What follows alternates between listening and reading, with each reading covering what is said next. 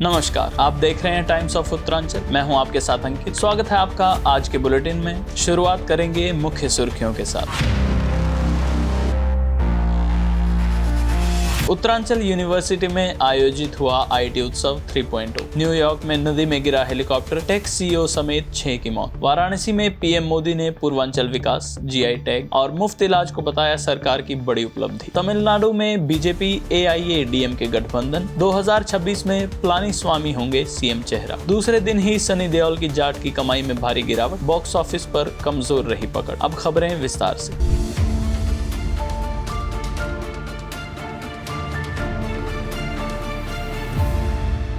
Uttaranchal university के Uttaranchal school of computing sciences द्वारा आयोजित आईटी उत्सव 3.0 तकनीकी उत्सव का भव्य आयोजन किया गया, जिसमें NIT Srinagar, Graphic Era university, Shivalik college, HIT, Alpine, Amrapali, HNBGU सहित विभिन्न प्रतिष्ठित संस्थानों से 1000 से अधिक छात्रों ने भाग लिया। इस मेगा फेस्ट का उद्देश्य तकनीकी ज्ञान को बढ़ावा देना, नवाचार को प्रोत्साहित करना और विद्यार्थियों को एक रचनात्मक मंच प्रदान करना था। कोड के बॉस, वेब के खिलाड़ी, चतुर्व्यूह, प्रश्न बाण, पर्चे पे चर्चा, आविष्कार, robo race, tech treasure, escape room, animated story telling, ideathon, reel making और शोध धारा जैसे विविध कार्यक्रमों ने छात्रों को अपनी प्रतिभा दिखाने का अवसर प्रदान किया। इस आयोजन में मुख्य अतिथि प्रोफेसर दुर्गेश पंत, महानिदेशक यूकोस और विशिष्ट अतिथि Shri Shubhajit Bhattacharya, associate vice president innovation Accenture सहित विश्वविद्यालय के प्रमुख पदाधिकारियों ने शिरकत की। Shri Jitendra Joshi ji, president Uttaranchal university, Sushri Anuradha Joshi, vice chairperson, professor Dharam Buddhi, कुलपति, professor doctor Sonal Sharma, director USCS समेत अन्य गणमान्य व्यक्ति भी उपस्थित रहे। कार्यक्रम का समापन एक रंगारंग सांस्कृतिक संध्या के साथ हुआ, जिसमें छात्रों ने संगीत, नृत्य और नाट्य प्रस्तुतियों के जरिए रचनात्मकता और एकता का उत्सव मनाया। इस आयोजन में पूर्व छात्रों की सक्रिय भागीदारी और यूएससीएस के सभी फैकल्टी सदस्यों का सहयोग सराहनीय रहा, जिसने आईटी उत्सव 3.0 को अविस्मरणीय बना दिया। न्यूयॉर्क शहर में एक बड़ा हादसा हुआ जब एक निजी हेलीकॉप्टर तकनीकी खराबी के कारण नियंत्रण खो बैठा और पास की नदी में जा गिरा। हादसे में हेलीकॉप्टर में सवार सभी 6 लोगों की मौके पर ही मौत हो गई। मरने वालों में एक प्रमुख टेक कंपनी के सीईओ भी शामिल थे। प्रत्यक्षदर्शियों के अनुसार हेलीकॉप्टर हवा में असंतुलित होकर तेजी से नीचे आया और पानी में गिरते ही डूब गया। राहत और बचाव दल तुरंत मौके पर पहुंचे, लेकिन किसी को भी जीवित नहीं बचाया जा सका। घटना के कारणों की जांच शुरू कर दी गई है।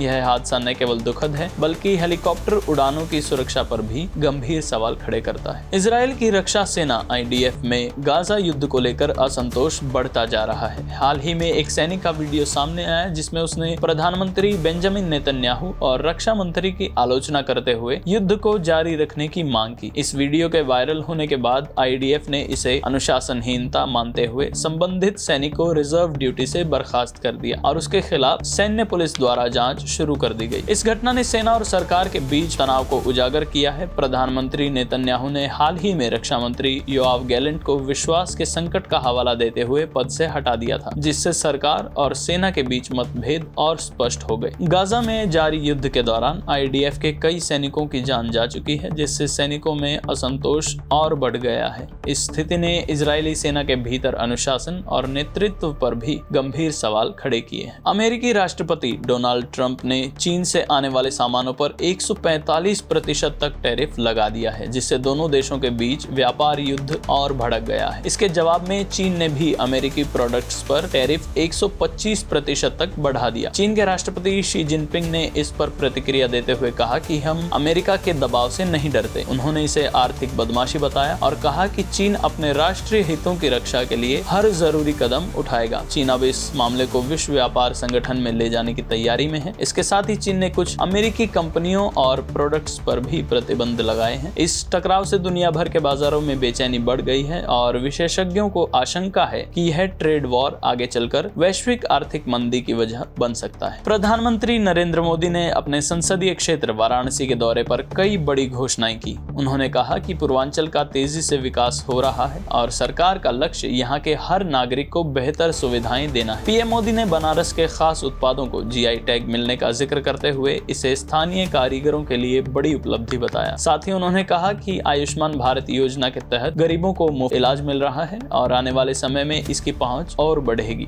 उन्होंने कहा, अब पूर्वांचल पिछड़ा नहीं, विकास का नया चेहरा बन चुका है। पीएम मोदी ने इंफ्रास्ट्रक्चर, रोजगार और स्वास्थ्य सेवाओं पर केंद्र सरकार की उपलब्धियां गिनाई और लोगों से एक बार फिर समर्थन मांगा। यह दौरा आगामी चुनावों से पहले पूर्वांचल में बीजेपी की तैयारियों के लिहाज से अहम माना जा रहा है। तमिलनाडु में बीजेपी और AIADMK ने फिर से हाथ मिला लिया है। गृह मंत्री अमित शाह ने चेन्नई में इस गठबंधन का ऐलान किया। उन्होंने कहा कि 2026 के विधानसभा चुनाव में AIADMK नेता पलानीस्वामी मुख्यमंत्री पद के उम्मीदवार होंगे। इससे पहले 2023 में दोनों पार्टियों में दूरी आ गई थी, लेकिन 2024 लोकसभा चुनावों में झटका लगने के बाद दोनों पार्टियां दोबारा साथ आने का फैसला कर चुकी हैं। अब दोनों पार्टियां मिलकर DMK गठबंधन को टक्कर देने की तैयारी में हैं। वक्फ संशोधन अधिनियम 2025 को लेकर देश में राजनीतिक हलचल तेज हो गई है। इस कानून के खिलाफ अब तक सुप्रीम कोर्ट में 14 याचिकाएं दायर की जा चुकी हैं। खास बात यह है कि इसमें न केवल विपक्षी दल शामिल हैं, बल्कि बीजेपी की अगुवाई वाले NDA के सहयोगी दलों के नेता भी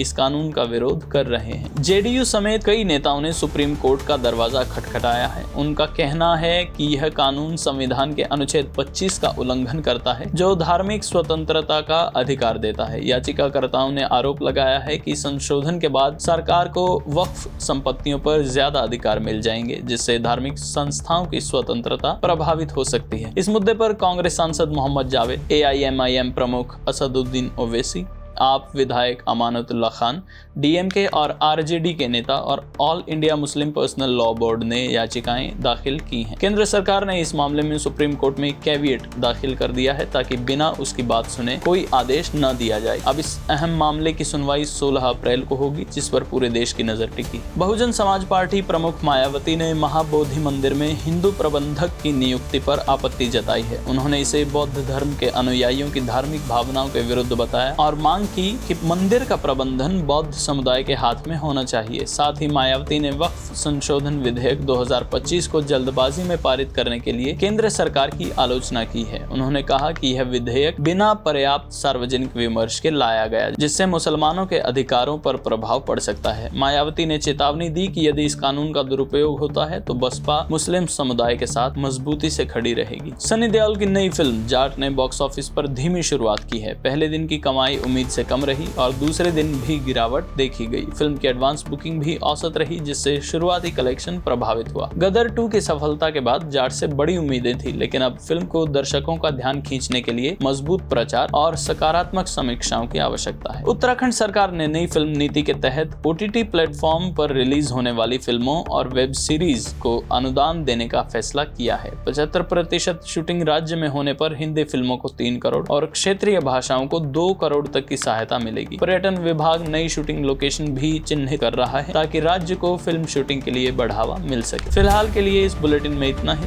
ऐसे ही खबरों का सिलसिला जारी रखने के लिए आप बने रहें हमारे साथ। आप देख रहे हैं टाइम्स ऑफ उत्तरांचल।